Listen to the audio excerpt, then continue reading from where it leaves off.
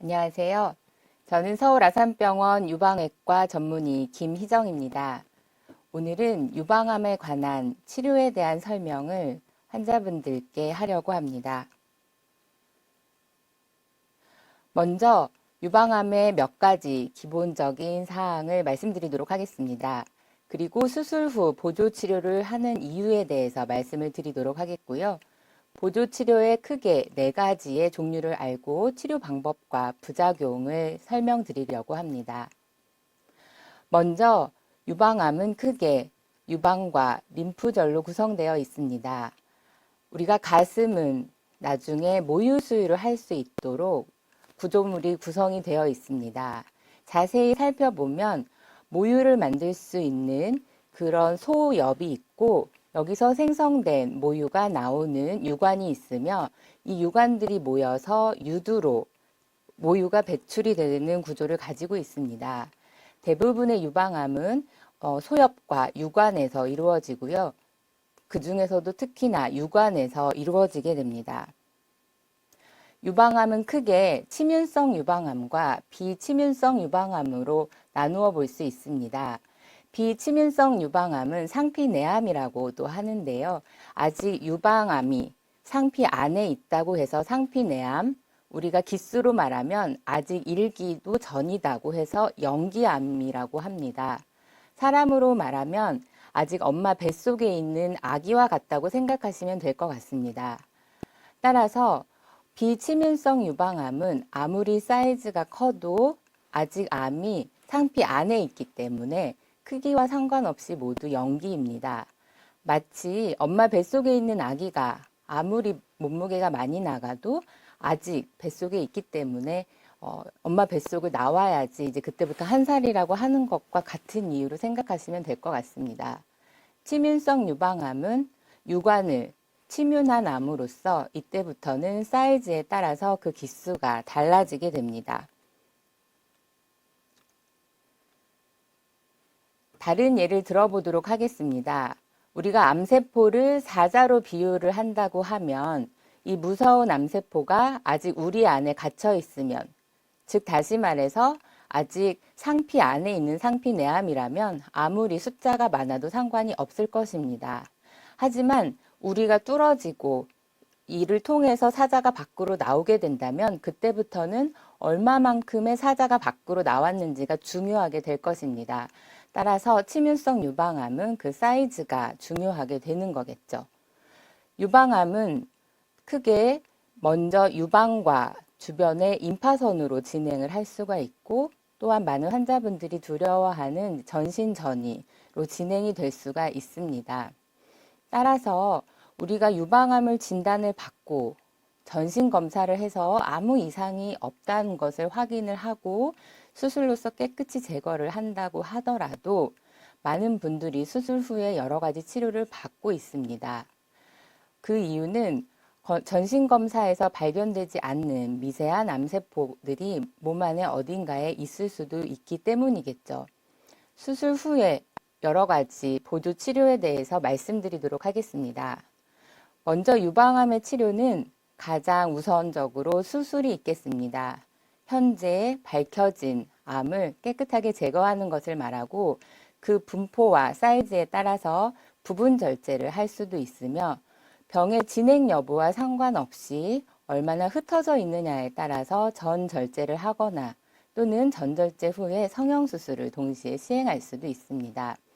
이렇게 깨끗이 수술로 제거를 한다고 하더라도 눈에 보이지 않는 미세한 암세포가 있을 가능성을 평가하여 국소적으로는 수술 부위에 혹시라도 남아있을지도 모르는 암세포를 제거하기 위한 방사선 치료, 그리고 암의 성격에 맞춰서 호르몬을 억제하는 항호르몬 치료 또는 항암 치료, 표적 치료 등이 이루어지게 됩니다. 다시 한번 동물원의 사자에 대해서 비유해서 말씀드릴 수 있을 것 같은데요. 사자가 이번에는 우리를 벗어났지만 아직 동물원 안에 있다고 한다면 이 말은 아직 암세포가 유방과 임프절 안에만 있다고 한다면 이것은 우리가 유방암을 잘 컨트롤할 수 있는 범위 내에 있다는 것을 뜻하고 수술과 방사선 치료로 이것들을 조절할 수 있을 것 같습니다. 하지만 만약에 사자가 동물원을 밖으로 나갔다고 한다면 사실은 어디에 어떻게 있는지 알 수가 없습니다. 따라서 이 사자가 있을 만한 곳들을 찾아서 사자의 먹잇감을 줄여준다든지 또는 이렇게 생긴 사자를 찾습니다. 라고 하는 현상금을 내건다든지 등의 방법으로 사자를 잡을 수 있을 것이라고 생각하며 이것이 바로 유방암에서 이루어지는 전신치료라고 하겠습니다. 항암치료 또는 내분비 치료, 내분비 치료는 결국 항호르몬 치료를 뜻하며 표적 치료가 이에 해당되는 것이라고 말씀드릴 수 있을 것 같습니다. 수술 후 왜 보조 치료를 하는가? 가장 중요한 것은 유방암 수술 후에 오는 재발률을 줄일 수 있을 것 같습니다. 항암 치료로는 일반적으로 10년 내에 재발률을 약 27% 정도 감소시킬 수 있고 항호르몬 치료는 15년 내에 재발률을 39%, 표적 치료는 약 3년 안에 36에서 50% 정도, 방사선 치료는 10년 내에 유방 내 재발률을 48% 정도로 감소시킴으로써 유방암의 생존율, 얼마나 오래 사는지에 대한 향상을 야기시킬 수 있을 것 같습니다. 다시 한번 예를 들어보도록 하겠습니다. 만약에 45세에 3.8cm의 유방암을 가지고 수술 후에 이 유방암의 성격이 호르몬 수용체 양성이었을 경우에 일반적으로 임파선 전이가 없으면 수술 후에도 100명 중에 74명의 환자는 재발을 하지 않습니다. 만약에 전이가 있다고 하면은 약 63명의 환자가 그리고 전이가 5개가 있다고 했을 때는 53명의 환자가 수술 이후에 아무 치료를 하지 않아도 재발을 하지 않습니다. 이런 상태에서 내분비 치료와 항암 치료를 더해 준다면 약 11명, 전이가 2개 있는 경우는 16명, 5개 있는 경우는 약 20명의 환자가 원래는 수술 후에 아무 치료도 하지 않았다면 재발을 할 수도 있는데 이러한 치료로 재발을 예방하는 효과를 볼 수가 있습니다. 따라서 환자의 재발의 위험성을 평가하고 환자의 성격에 맞는 치료를 골라서 수술 후에 재발률이 일정 상태로 높다면 이거를 예방하는 치료를 하는 것이 합리적이라고 하겠습니다. 그렇다면 우리가 어떤 기준으로 유방암의 치료를 선택하는지에 대해서 말씀드리도록 하겠습니다. 유방암은 첫째로 유방암의 병기라고 하는 거는 환자분들이 수술 후에 제일 궁금해하는 또는 수술 전에 몇 기 정도 될까요? 라고 물어보는 것이 바로 병기에 대한 질문입니다. 병기는 현재 내가 가지고 있는 암이 얼마나 큰가를 뜻하는 것이고요. 두 번째로는 환자의 나이와 또한 중요한 것은 환자가 폐경이 되었는지 이것이 유방암 치료에 중요한 영향을 끼친다고 하겠습니다. 최근에는 병기 맞지 않게 중요한 것이 어떤 성격의 암인지 하는 겁니다. A형이라고도 하는데요. 호르몬 수용체와 헐투 과발은 유무에 따라서 A형이 나누어지며 또한 종합적으로 환자의 건강 상태, 현재 환자의 경제적, 사회적 환경에 따라서 최종적으로 치료를 하고 있습니다. 먼저 병기에 대해서 말씀드리도록 하겠습니다. 병기는 암이 얼마나 큰가를 뜻한다고 말씀드렸고요. 그것은 실제로 암의 크기와 임파선 전이의 여부, 그리고 얼마나 많이 몇 개가 전이가 되었는지가 결정이 되며 전신 전이가 있는지에 따라서 병기가 나누어지게 됩니다. 두 번째로 환자의 나이, 더욱더 중요한 것은 폐경 유무가 되도록 하겠습니다. 폐경 전 여성은 난소에서 여성 호르몬을 많이 만들어내게 되며 폐경 후 여성은 난소에서 더 이상 여성 호르몬이 만들어지지 않습니다. 따라서 이에 따라서 환자분 몸에 있는 여성 호르몬의 수치가 많이 달라지게 됩니다. 이에 따라서 항호르몬제의 치료 방법이 많이 달라지게 되기 때문에 폐경 유무와 나이가 중요한 인자가 됩니다. 세 번째로는 A형인데요. A형은 크게 호르몬 수용체와 헐투, 과발은 유무에 따라서 나누어지게 됩니다. 유방암은 남성에서는 거의 없고 여성에서 주로 많은 암이죠. 따라서 여성 호르몬과 관련이 있다는 것을 어느 정도 예상해 볼 수 있을 것입니다. 따라서 이 호르몬 수용체는 여러분 몸에 있는 암세포 표면에 여성 호르몬을 받아들여서 암세포의 성장을 촉진하게 하는 수용체가 있는지 없는지에 따라서 그 유형이 나누어지게 되며, 여성 호르몬 수용체가 있다는 뜻은 여성 호르몬이 암세포 성장에 영향을 미치기 때문에 호르몬 억제 치료의 대상이 된다는 것을 뜻하곤 합니다. 다시 말씀드리면 호르몬 수용체가 양성이라고 하는 뜻은 왼쪽 그림에서 보시는 것처럼 유방암 세포에 안테나 같이 생긴 수용체가 있어서 몸 안에 있는 여성 호르몬을 받아들여서 암세포가 자라게 됩니다. 만일 호르몬 수용체의 음성암을 가진 환자분이시라면 몸 안에 있는 여성 호르몬이 유방암 세포에 붙지 못하기 때문에 세포의 성장이 이루어지지 않고 있습니다. 헐투 과발현이라고 하는 것은 우리 세포에는 모두 이 헐투라고 하는 수용체를 가지고 있습니다. 이것이 정상적으로 세포를 자라는 데 영향을 미치게 되는데요. 헐투 과발현 유방암이라고 하는 것은 정상적으로 있는 이 헐투 수용체가 남들보다 더 많이 있다는 것을 뜻하며, 이것이 정상 세포보다 더 빠른 암세포의 성장을 촉진하게 됩니다. 따라서 헐투 수용체가 과발현된 헐투 양성 세포에는 세포 분열을 촉진해서 암세포의 성장을 빠르게 하고, 이것이 같은 조건에서는 더 나쁜 예후를 일반적으로 보여주고 있습니다. 하지만 이러한 사실이 밝혀진 지 벌써 20년 이상이 되었고, 이 분야에 대해서는 아주 많은 좋은 약들이 개발이 되었고, 최근에는 이것을 표적으로 하는 표적 치료제들의 개발과 함께 치료만 잘 하게 되면 치료 성적은 굉장히 좋은 것으로, 헐투 과발염이 없는 환자만큼 치료가 잘 되는 것으로 알려져 있습니다. 종합해서 말씀을 드리면 이 동그란 세포가 정상적인 유방 세포라고 하고, 이 눈썹처럼 있는 게 세포 안에 있는 호르몬 수용체라고 말씀을 드리고, 헐투, 정상적으로 있는 헐투라고 가정을 해보도록 하겠습니다.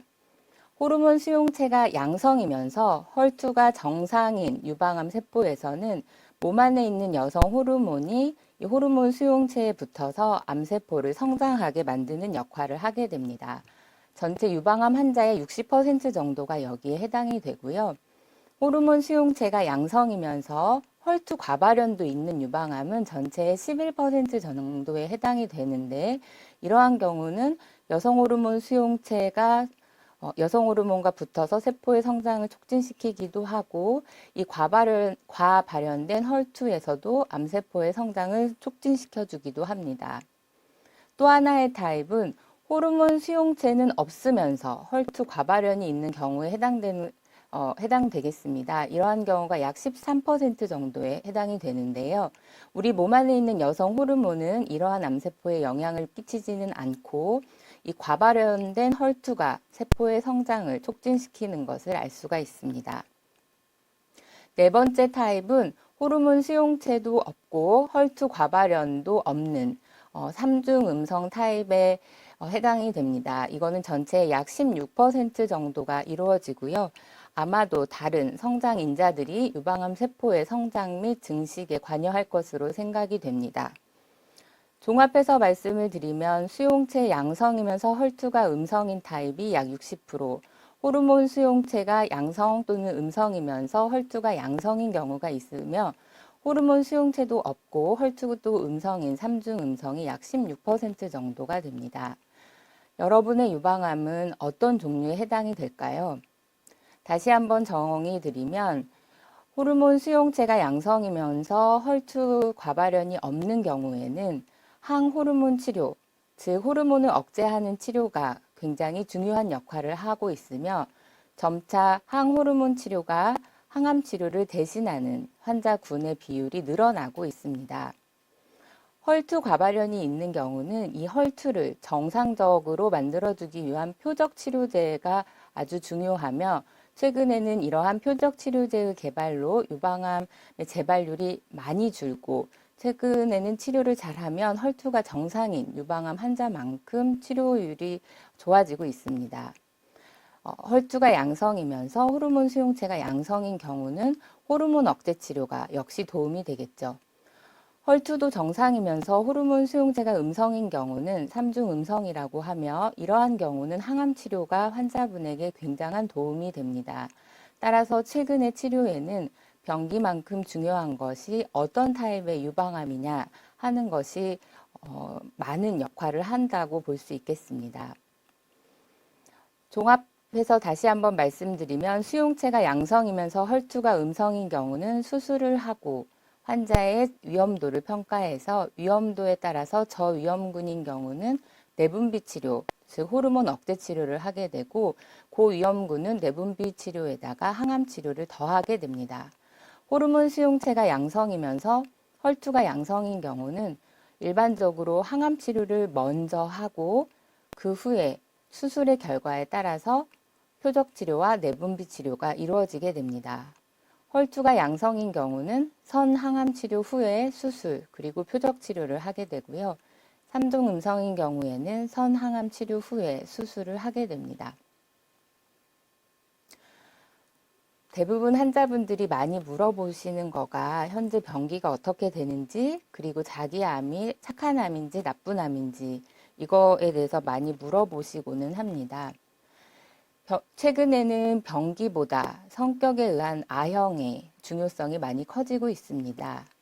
환자분들께서 어떤 타입의 암인지를 들었을 때 좋아하시거나 또는 무척 실망하시는 경우들이 많이 있는데요. 다른 아형의 유방암과 비교하지 마시고 자기가 가지고 있는 암의 특성에 주목하고 이 암을 어떻게 하면 잘 이겨나갈 수 있을지를 생각하는 것이 중요합니다.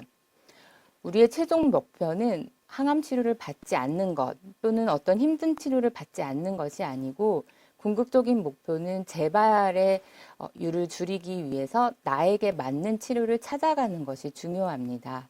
따라서 결국 최종 목표를 생각하고 나에게 맞는 치료를 찾는 것이 더 중요하다고 하겠습니다.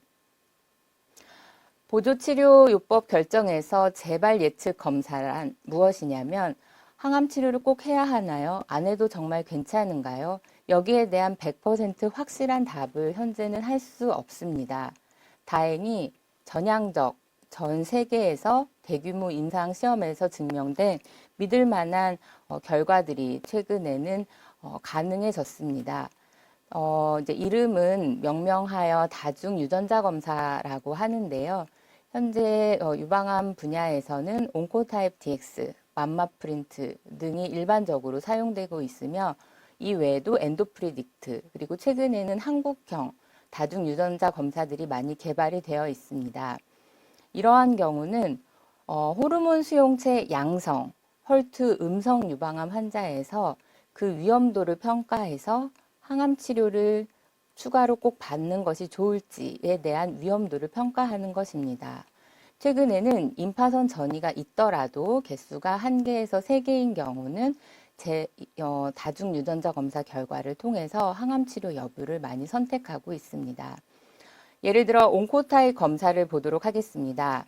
역시 호르몬 수용체 양성, 헐투 음성 유방암에서 특히 임파선 전이가 없는 경우에 온코타입 DX 검사를 시행해 볼 수 있고요. 결과는 재발 점수에 따라서 환자의 개인 재발률을 예측을 하며 이 결과에 따라서 항암 치료 여부 결정에 참고하게 됩니다. 예를 들어 보도록 하겠습니다. 51세 좌측 유방암 환자분이시고 부분 절제 수술 후에 감시 임파절 생검수를 받았습니다. 수술 후에 2.1cm 그리고 임파선 전이가 없는 유방암이 발견이 되었고요. 에스트로겐 리셉터, 프로게스테론 리셉터 양성, 헐투 과발현은 없었고 KI67은 약 10에서 20% 정도 되었습니다. 환자는 51세, 아직 폐경 전 환자분이십니다. 환자분은 온코타입 DX 검사를 상담을 하였고 검사를 진행을 했고 환자의 재발 예측 점수는 16점으로 저위험군에 분포되었습니다. 환자는 항암 치료를 받지 않았고 내분비 치료, 즉 호르몬 억제 치료와 방사선 치료를 시행을 받았습니다. 맘마프린트 역시 비슷한 검사입니다. 맘마프린트는 임파선 전이가 있어도 1개에서 3개까지 환자까지 대상으로 하고 있는데요. 여기는 재발에 대한 점수로 나오는 게 아니라 저위험군, 고위험군으로 결과가 나오게 되며 결과에 따라서 항암 치료 여부 결정을 하게 됩니다. 이렇게 이제 결과가 나오게 되고요. 고위험군은 5년에서 10년 재발률이 22%에서 29%이며 항암 치료로 이런 재발률을 낮출 수 있으며 저위험군은 5년과 10년 재발률이 각각 5에서 10%이고 재발률이 낮으며 항암 치료로 이 재발률을 크게 낮추지 않습니다. 따라서 항암 치료가 필요 없는 결과가 됩니다. 따라서 환자의 병기, 환자의 나이, 특히 폐경 유무, 그리고 환자가 가지고 있는 암의 아형, 성격이라고도 할 수 있는데요. 그리고 환자의 건강 상태, 그리고 현재 환자가 가지고 있는 여러 가지 재반적인 환경을 고려하여 종합적으로 판단하여 치료 방법을 선택하고 있습니다.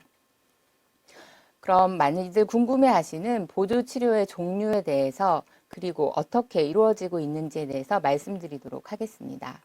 먼저 치료는 크게 항암 치료와 내분비 치료는 결국 호르몬 억제 치료를 뜻하게 되며 방사선 치료, 표적 치료로 분류될 수 있습니다. 항암 치료, 아까 앞서 말씀드린 이제 동물원을 벗어난 이 사자를 잡는 과정에 해당이 되는데요. 항암 치료는 쉽게 말씀드리면 이렇게 생긴 게 암세포다, 이렇게 생긴 게 도망간 사자예요 라는 것을 곳곳에 알려서 이 암세포를 이제 치료하는 방법을 뜻하게 됩니다. 내분비, 항호르몬 치료는 암세포가 호르몬 수용체가 있어서 내 몸에 있는 여성 호르몬이 암을 키우는 성격일 때 암이 커지지 못하도록 이 암세포가 먹고 자라는 여성 호르몬을 차단하는 치료를 말을 하며 방사선 치료는 우리가 이미 수술을 했지만 예를 들어서 전쟁 영화 같은 데 보면 우리가 전쟁에서 이겼는데 죽은 척하고 있는 그런 병사들이 나중에 다시 또 전쟁을 바꾸죠.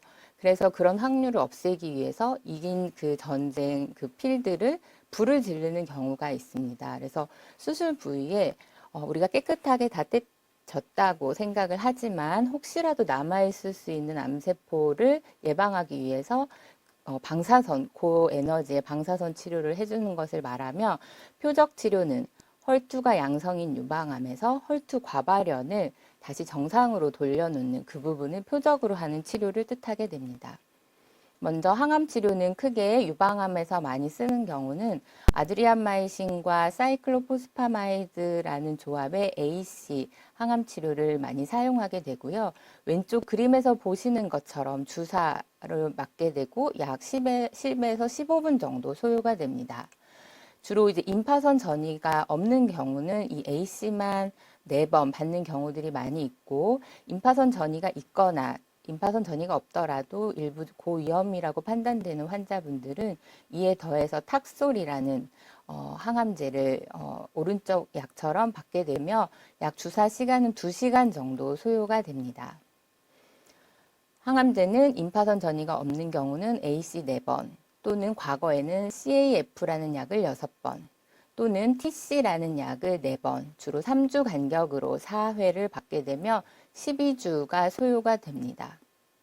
임파선 전이가 있거나 전이가 없어도 고위험인 환자분은 이에 탁솔을 4번 추가하는 그런 항암제 종류를 사용을 하거나 또는 3주에 한 번씩 4번을 받지 않고 매주 12번을 하지만 총 기간은 12주로 갖겠죠. 이러한 방법으로 항암 치료를 받는 경우가 많지만 자세한 것은 환자의 그 암의 병기나 위험도를 평가하여 종양내과 선생님이 결정을 하게 됩니다. 최근에는 항암 치료를 먼저 하고 수술을 하는 경우들이 많이 있습니다. 과거에는 병이 심하거나 위험하다고 판단이 되면 빨리 병원에 가서 수술을 받으라고 했었는데 최근에는 항암 치료를 받을 것이 확실한 환자분들의 경우는 먼저 항암 치료를 하는 선항암을 하고 수술을 하는 경우들이 더 많습니다. 이는 왜냐하면 불이 막 크게 나고 있는데 이거를 크게 건물을 부숴서 무엇을 하기보다는 불을 먼저 물을 부어서 끄고 이게 선항암 치료에 해당이 되겠죠. 그리고 수술은 불이 잘 꺼졌는지 확인을 하고 젤을 꺼내는 식의 수술을 하게 됩니다. 치료에 대한 반응을 평가하기도 좋고 또 불을 꺼서 수술의 범위, 수술 후의 합병증도 훨씬 더 작게 할 수 있는 그런 방법이라고 하겠습니다. 항암 치료의 부작용은 많은 분들이 짐작을 하시거나 잘 알고 계시듯이 다음과 같습니다. 일단 머리가 빠지게 되면 난소에도 영향을 주어서 대부분 항암 치료 기간에는 생리가 없게 됩니다. 또는 신경계에 영향을 줘서 팔, 다리가 좀 저릴 수도 있고요. 위장관, 그리고 골수, 피부 등에 영향을 줄 수 있습니다. 이러한 부작용이 나타나는 이유는 항암 치료는 좀 전에 말씀드린 것처럼 이렇게 생긴 게 암세포예요. 라고 하여서 암세포와 같은 성격의 세포를 죽이게 됩니다. 우리가 암세포가 일반 세포와 다른 가장 큰 점은 계속 자란다는 것이죠. 그런데 그래서 계속 자라는 세포를 공격하는 게 항암 치료의 원리입니다. 그런데 우리 몸에서는 원래 계속 자라는 세포가 있습니다. 그것이 바로 머리카락 또는 손톱, 발톱, 그다음에 난소가 계속 기능을 하고 있고 골수도 계속 새로운 피를 만들어내고 있습니다. 따라서 정상적으로 이렇게 빨리 자라는 세포를 어쩔 수 없이 공격을 하게 되죠. 따라서 머리가 빠지고 계속 일을 하는 난소를 공격을 하기 때문에 난소 기능이 일시적 또는 영구적으로 중단이 될 수가 있으며 골수에도 영향을 줘서 백혈구 수치가 떨어지며 손톱과 발톱, 눈썹 등에 이제 영향을 주고 우리 소화기관도 계속 음식을 먹으면서 일을 하기 때문에 소화기관에도 영향을 줄 수가 있습니다. 항암 치료는 주로 수술 후에 3, 4주 후부터 시작을 하고요. 굳이 입원하실 필요 없이 아까 보여드린 것처럼 A씨는 약 10에서 15분, 탁솔은 약 2시간 정도 외래 주사실에서 맞고 집으로 귀가가 가능하고요. 앞서 말씀드린 부작용은 대부분 2, 3일 후에 증상이 나타나게 됩니다. 그래서 집에서 증상을 조절을 하게 됩니다. 하지만 임상 연구에 참여하게 되는 경우는 약제와 치료 기간, 치료 간격이 달라질 수 있고요.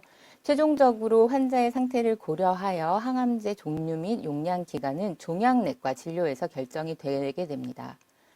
두 번째로 말씀드리는 것은 내분비, 항호르몬 치료가 되겠습니다. 이것은 호르몬 수용체 양성인 유방암에서만 해당이 되는데요.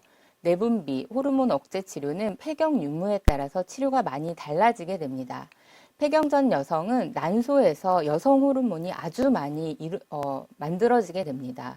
따라서 이 여성 호르몬이 유방암 세포에 붙어서 암세포의 성장을 유도를 하게 되는데요. 유방암 치료의 가장 대표적인 약은 타목시펜이라는 약입니다. 타목시펜은 여기 그림에서 보는 것처럼 내 몸에 있는 여성 호르몬 에스트로겐과 아주 유사하게 생겼습니다. 그래서 이 여성 호르몬 수용체에 붙게 되는데요. 하지만 여성 호르몬은 아니니까 유방암을 자라게 하지는 않습니다. 쉽게 말하면 독이 든 사과를 암세포에 주는 것과 마찬가지라고 생각을 하시면 될 것 같습니다. 그래서 수용체의 입을 막음으로써 내 몸에 있는 여성 호르몬과 암세포에 있는 수용체가 결합해서 성장을 하는 것을 억제하게 되죠. 두 번째로 대표적인 약제는 이제 우리 머리에서 난소로 하여금 계속 여성 호르몬을 만들어내라 하는 그런 신호를 차단하는 난소 억제 주사제가 있습니다. 이거는 먹는 약은 아니고 주사제인데요. 주사를 맞음으로써 우리 머리에서 난소로 하여 그 호르몬을 만들어내게 하는 신호를 차단하게 됩니다. 폐경 후 여성은 또 상황이 약간 다릅니다. 이미 난소가 기능을 안 하고 있기 때문에 난소를 억제하는 난소 억제 주사제는 폐경 후 환자에게는 사용할 필요가 없겠죠. 그러면 내가 폐경이면 내 몸에 여성 호르몬은 하나도 없는가? 그렇진 않습니다. 물론 난소에서 기능을 안 하기 때문에 폐경 전 여성에 비해서 약 90% 정도 낮은 여성 호르몬 수치를 보여주고는 있으나 난소 외에 부신이나 간이나 근육이나 지방 같은 곳에서 여성 호르몬을 만들어내고 있습니다. 이 여성 호르몬을 만들어내는 과정을 아로마타제라는 효소가 작용을 하고 있습니다. 따라서 폐경 후 여성에서 쓸 수 있는 약은 먼저 첫 번째로 타목시펜. 타목시펜은 아까 말씀드린 독이 든 사과 같다고 말씀드렸죠. 이 호르몬 수용체에 붙어서 암세포와 여성 호르몬이 결합해서 성장하는 것을 대신 차단해주는 약으로서 폐경 후 환자분에게도 동일하게 사용되게 됩니다. 난소 억제 주사제는 폐경 후 환자에서는 사용할 필요가 없고요. 폐경 후 환자에서는 이 부신이나 간이나 근육이나 지방 같은 곳에서 여성 호르몬으로 변환시켜주는 이 아로마타제를 억제하는 아로마타제 억제제라는 약이 사용되게 됩니다. 타목시펜은 많은 그 회사에서 이제 약들이 나와 있고요. 폐경 전후 모두 효과가 있고 20ml를 하루에 한 번 복용할 수 있습니다. 사용 기간은 5년 또는 10년이 되겠습니다. 그 효과는 유방암 환자의 생존율을 약 25% 이상 향상시키는 효과가 있으며 반대쪽 유방에 암이 생기는 것을 40% 이상 감소시킵니다. 또한 유방 보존 수술, 암이 유방의 모양을 잘 살린 경우에서 남은 유방에 암이 다시 재발하는 것을 30% 이상 감소시키는 효과가 있고요. 특히 폐경 후 여성에서는 뼈를 튼튼하게 만든다기보다는 많은 유방암의 치료들이 호르몬을 억제하거나 또는 항암 치료 등으로 인해서 뼈가 약해지는데 타목시펜의 경우는 뼈가 나빠지는 효과는 없고 일부 연구에서는 조금 튼튼하게 만든다라는 보고들도 있습니다. 하지만 부작용으로는 여성 호르몬의 작용을 우리 정상적인 세포에서도 일부 억제하기 때문에 폐경 증상, 즉 얼굴이 갑자기 화끈거린다든지 식은땀이 난다든지 또 일부 살이 찌는 경우들이 있고요. 굉장히 이제 우울감이라고 하는 거는 꼭 약 때문만은 아니지만 우리가 일반적으로 그냥 갱년기가 돼도 우울증이 있는 경우들이 많은데 이렇게 갱년기를 일부러 좀 더 빨리 유도를 시키는 것 등으로 해서 우울감 또는 이제 불규칙한 월경 등이 있을 수 있습니다. 타목시펜을 복용하는 경우에는 거의 대부분 자궁 내막이 두꺼워지게 됩니다. 그리고 60세 이상의 환자분에서는 자궁 내막의 위험도가 일부 증가하는 것으로 되어 있어서 정기적인 산부인과 검사를 꼭 받으시는 게 중요합니다. 폐경 전 환자에서 쓸 수 있는 난소 억제 주사제에 대해서 말씀드리도록 하겠습니다. 뇌에서 난소로 하여금 일을 하게 하는 그런 시그널을 차단시키는 주사제인데요. 아래쪽 그림에서 보시는 것처럼 배에다 맞는 주사제이고요. 약품명으로는 졸라덱스, 루프린 등이 사용이 되고 있으며 4주에 한 번 또는 3개월에 한 번, 12주죠. 또는 6개월, 24주에 한 번씩 피하에 맞고 있습니다. 이 주사제의 효과들은 최근에 계속 연구들이 이루어지고 있는데요. 과거에는 어떻게 하면 내가 항암 치료를 안 하고 항암 치료만큼의 효과를 볼 수 있을까? 항암 치료처럼 힘들지 않으면서 같은 효과를 볼 수 있는 치료제가 없을까라는 연구에서 항암 치료 대신 대체 약으로 쓰이는 연구들이 많이 있었고 일부 환자에서 항암 치료와 동등한 효과가 보이는 것이 입증이 되었고요. 두 번째로는 내가 항암 치료를 꼭 해야만 하는 환자분 중에서 항암 치료를 하고 났는데 우리나라 특히 아시아의 유방암 환자분들은 젊은 환자분들이 많이 있거든요. 그래서 항암 치료 후에 생리가 없었는데 생리가 다시 돌아오게 됩니다. 예를 들어서 내가 35살이고 2기 중반의 유방암이고 항암 치료를 받았습니다. 그런데 똑같은 조건에서 내가 만약에 51세라면 아마도 항암 치료 후에 폐경이 될 가능성이 많겠죠. 그런데 같은 조건에 내가 만약에 35살이라면 생리가 돌아올 가능성이 많습니다.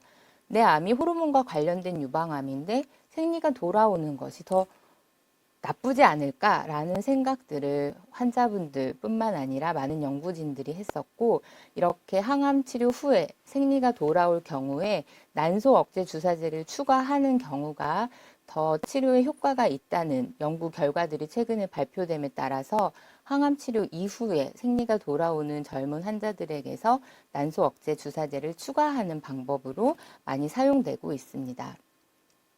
졸라덱스와 류프린 제제를 사용할 수 있고요. 약제에 따라서 치료 간격이 조금 다르지만 치료 효과는 동등한 것으로 간주되고 있고, 연고지 병원에서도 충분히 투여가 가능합니다. 따라서 주사를 맞으러 굳이 아산병원까지 오실 필요는 없을 것 같습니다. 잘 아시는 것처럼 항암 치료는 이제 여러 가지 부작용이 있고요. 난소 억제 주사제는 탈모라든지 구토 등의 증상은 없고, 대부분이 호소하는 증상들이 이제 폐경 증상입니다. 따라서 탈모나 구토는 항암 치료에 많은 반면 난소 억제 주사제는 적고요. 대신 폐경 증세가 많으며 생리가 없는 경우가 거의 대부분입니다. 좀 전에 말씀드린 항암 치료 대신 동등한 치료를 효과를 보이면서 덜 힘든 치료가 없을까? 초창기 연구 결과를 말씀드리면 2002년도에 시행되었던 지브라 연구가 있고요. 이 노란색과 빨간색, 특히 빨간색이 난소 억제 주사제고 노란색이 항암 치료군인데, 이 재발률, 생존율에 대한 그래프가 거의 동일한 것을 보여주고 있습니다. 따라서 난소 억제 주사제는 폐경 전 호르몬 수용체 양성인 환자에서 항암 치료와 생존율 효과가 거의 비슷한 것들이 보고가 되었고, 최근에는 조금 전 소개해드렸던 다중 재발 검사, 재발 예측 검사 결과를 통해서 위험도가 낮은 경우는 굳이 항암 치료를 하지 않고 이러한 호르몬 억제 치료를 대신해서 하고 있습니다. 또한 조금 전에 소개드린 것처럼 항암 치료 후에 생리가 돌아오는 경우에 타목시펜만 계속 쓰는 경우와 생리가 돌아왔을 때 타목시펜에다가 난소 억제 주사제를 추가했던 이 위쪽에 파란색 그래프를 비교한 유럽의 연구 그리고 한국의 연구가 있었는데요. 모든 연구 모두 생리가 돌아오는 경우 타목시펜만 사용하는 것보다는 타목시펜과 난소 억제 주사제를 추가로 사용하는 것이 더 재발률 감소를 줄이고 생존율을 높이는 결과를 보여주어, 최근에는 항암 치료 이후에 생리가 돌아올 가능성이 높거나 돌아온 경우는 난소 억제 주사제를 5년 또는 상황에 따라서는 2년을 사용하는 것을 권고하고 있습니다. 아로마타제 억제제는 폐경 후 환자에서 난소 이외에 부신이나 지방세포 등에서 일부 여성 호르몬으로 전환되는 아로마타제라는 효소를 억제하는 약이고요. 폐경 후 환자분에서 사용이 되고 상품으로는 다음과 같습니다. 역시 하루에 한 번 먹는 약이고 5년을 복용하는 것으로 되어 있습니다. 억제제의 효과는 폐경 이전은 여성은 사실 난소에서 호르몬을 많이 만들어내고 있기 때문에 난소 이외의 곳에서 억제하는 이 약 자체의 효과가 크지 않습니다. 그래서 아주 일부의 경우 난소 억제 주사제를 쓰면서 아로마타제 억제제를 쓰는 경우를 제외하고는 주로 폐경 후 환자에서 사용이 되고 있습니다. 부작용으로는 폐경 후에 아주 조금 있는 여성 호르몬마저도 억제하는 약이기 때문에 이제 폐경의 이제 부작용 중에 하나인 골밀도 감소가 조금 더 심해질 수 있고 골다공증이 올 수가 있으며 역시 폐경 증상이 나타날 수가 있습니다. 약은 얼마나 먹을까요? 과거에는 모든 약들이 이제 5년을 복용하는 것이었습니다. 유방암은 그 재발률이 5년이 지나면 많이 줄어들지만 5년 이후에도 일부 재발이 보고가 되고 있어서 최근에는 10년 연구들이 많이 보고가 되고 있습니다. 다음 보시는 것은 타목시펜 10년 연장 치료요법입니다. 아틀라스와 아톰 연구가 대규모로 시행이 됐었고요. 5년 복용과 10년 복용을 했을 때 재발률이 더 적은 것 25%대 21%, 32%대 28%로 재발률이 적은 것을 알 수가 있으며 이것은 결국 사망률 감소로도 이어지고 있습니다. 모든 환자가 다 10년을 권장하는 것은 아니며 5년 치료 완료 시점에도 아직 생리가 있고 난소 기능이 폐경 전후로 유지되는 환자 중에서 수술 당시 임파선 전이가 있거나 고위험군 환자에서는 10년을 권유를 하고 있습니다. 또는 타모xifen 5년 이후에 이미 폐경이 돼버린 경우, 그러니까 예를 들어서 내가 49살의 유방암을 진단을 받고 5년을 치료를 하고서 지금 54세인데 이제 완전히 폐경이 되었어요. 이런 경우는 이런 경우에서 수술 당시 임파선 전이가 있었거나 고위험군 환자는 아까 말씀드린 폐경 후 환자는 아로마타제 억제제라는 약이 있죠. 그래서 아로마타제 억제제로 바꿔서 10년을 복용을 하게 됩니다. 그러니까 따라서 타모xifen 5년을 복용하고 아로마타제 5년을 복용을 해서 총 복용 기간이 10년이 되는 것입니다. 다음은 방사선 치료에 대해서 말씀드리도록 하겠습니다. 방사선 치료는 아까 앞서서 제가 이제 우리가 전쟁에서 다 이겼는데 가끔 전쟁 영화를 보면 죽은 척하고 있는 병사가 나타나서 전세를 역전시킨다고 말씀드렸죠. 그래서 그걸 예방하기 위해서 불을 지르는 것과 같은 이제 효과라고 말씀드렸는데요. 저희가 수술을 깨끗하게 했다고 생각을 하지만 혹시라도 재발의 가능성이 조금이라도 있을 경우에는 그것을 대비하기 위해서 고에너지의 방사선을 수술 유방과 림프절에 쪼이게 됩니다. 먼저 첫 번째로는 유방 보존 수술, 유방을 이제 살리면서 모양을 유지하면서 암을 제거했을 경우에는 일단 방사선 치료가 원칙입니다. 그냥 방사선 치료를 하지 않고 암만 제거한 경우는 10년 내에 재발률이 20에서 30%인데 여기에 방사선을 추가한 경우는 약 5에서 10% 정도이며 아산병원 통계는 5% 미만입니다. 유방을 다 제거했지만 재발의 위험성이 조금 높다고 평가가 되는 경우에는 전절제를 한 후에도 방사선 치료를 하고 있습니다. 먼저 5cm를 초과하는 경우, 그리고 암이 피부나 흉벽에 딱딱하게 붙었거나 피부가 붓거나 궤양이 있을 때 주로 저희가 염증성 유방암이라고도 하며 또는 흉벽에 이제 침범을 하였다고 평가를 하는 경우가 여기에 해당이 되겠고, 임파선 전이가 4개 이상인 경우 방사선 치료를 하며 수술로 이게 충분히 제거가 되지 않았다고 평가가 되는 경우에는 방사선 치료를 권유를 하고 있습니다. 최근에는 임파선 전이가 1개에서 3개인 경우에도 환자의 재발 위험성을 평가를 하여서 중등도 이상의 재발 위험성이 있는 경우에는 방사선 치료를 상의하여 시행을 하고 있습니다. 방사선 치료는 항암 치료를 안 하는 경우에는 내분비 치료, 즉 호르몬 억제 치료제와 같이 시작을 하고, 항암 치료를 하는 경우는 항암 치료를 먼저 하고 나서 그 다음에 내분비 치료와 방사선 치료를 같이 하게 됩니다. 물론 내분비 치료를 하지 않는 경우는 항암 치료 다 끝나고 나서 방사선 치료만 하게 됩니다.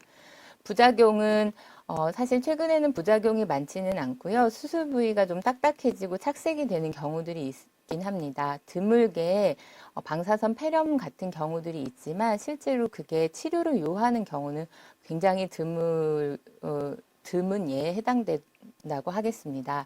최종적으로 환자의 상태를 고려해서 방사선 치료의 용량, 기간 등은 방사선 종양학과에서 결정을 하게 됩니다. 마지막으로 표적 치료에 대해서 말씀드리겠습니다.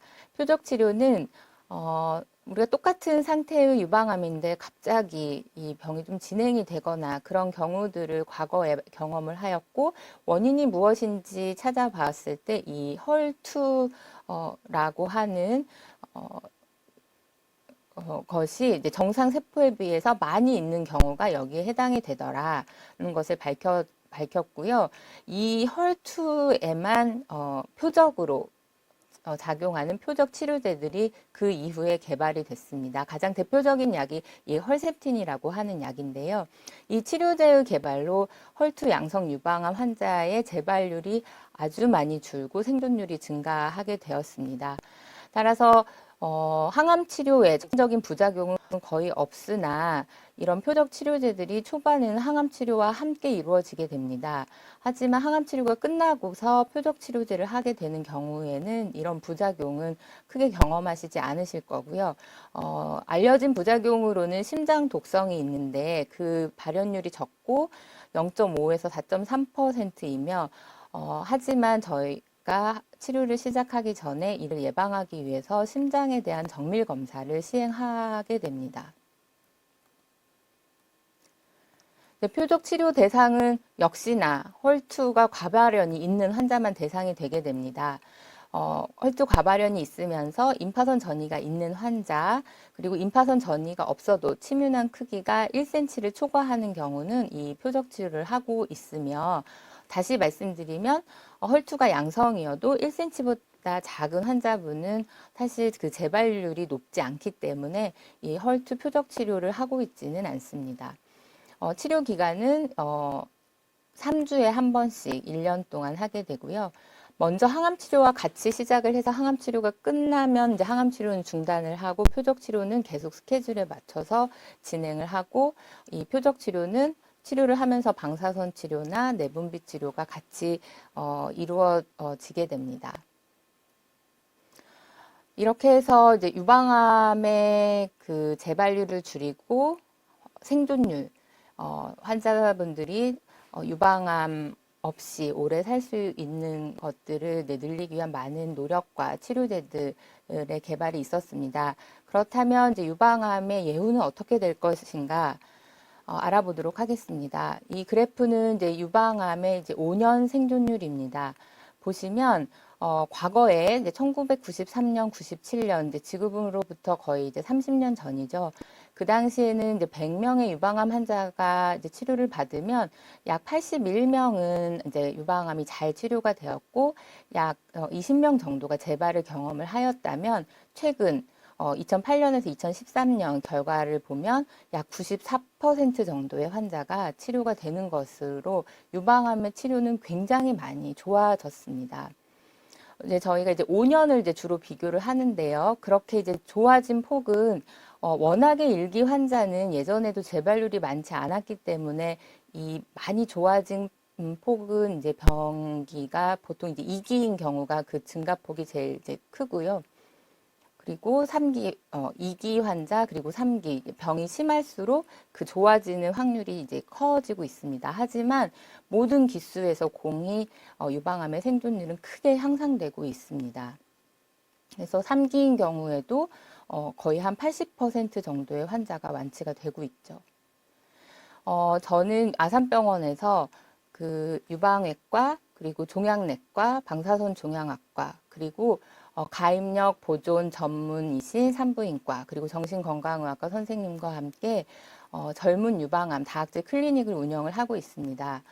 이러한 클리닉을 운영하는 가장 큰 이유는 이제 젊은 환자분들은 일반적으로 건강검진을 하는 나이가 아니고, 또 특징적으로 좀 더 공격적인 성격의 암을 가지고 있는 경우들이 많이 있습니다. 따라서 다른 연령에 비해서 항암 치료를 조금 더 많이 받거나 호르몬 억제 치료를 오래 받는 경우들이 있습니다. 이제 유방암 치료의 그 재발률을 줄이고 생존율을 높이기 위해서는 어쩔 수 없는 선택이긴 한데요. 그렇다면 환자분들이 겪어야 할 이제 임신의 어려움 또는 조기 폐경 등의 가능성이 있습니다. 과거에는 이런 부분들이 많이 간과되었었는데요. 최근에는 유방암의 치료 계획을 수립을 할 때 동시에 이 난소 기능 보존이나 가입력 보존 등에 대한 상담을 하고 치료 계획을 해서 이에 대한 준비를 미리 같이 하는 것을 목표로 하고 있습니다. 뿐만 아니라 환자분들이 치료를 오랫동안 잘 받을 수 있도록, 또는 치료에 따른 장기간 합병증을 줄일 수 있도록 하는 통합적인 프로세스 구축을 목표로 하고 있습니다.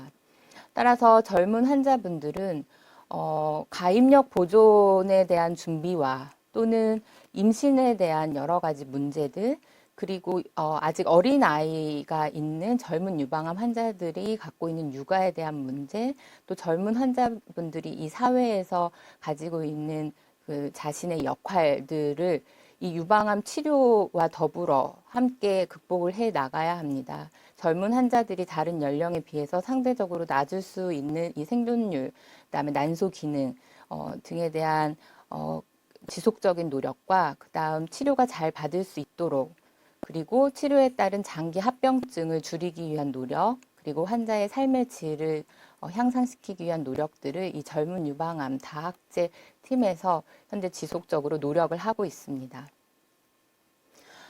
아산병원 유방외과 팀에서는 환자분들이 수술 후에 병기와 환자분의 상태를 자세하게 알 수 있도록 이런 보조 치료 요법에 대한 안내서를 드리고 있습니다. 따라서 환자의 병기와 아형, 그리고 치료약, 그리고 치료에 대한 계획 등에 대해서 자세하게 설명을 드리고 있고요.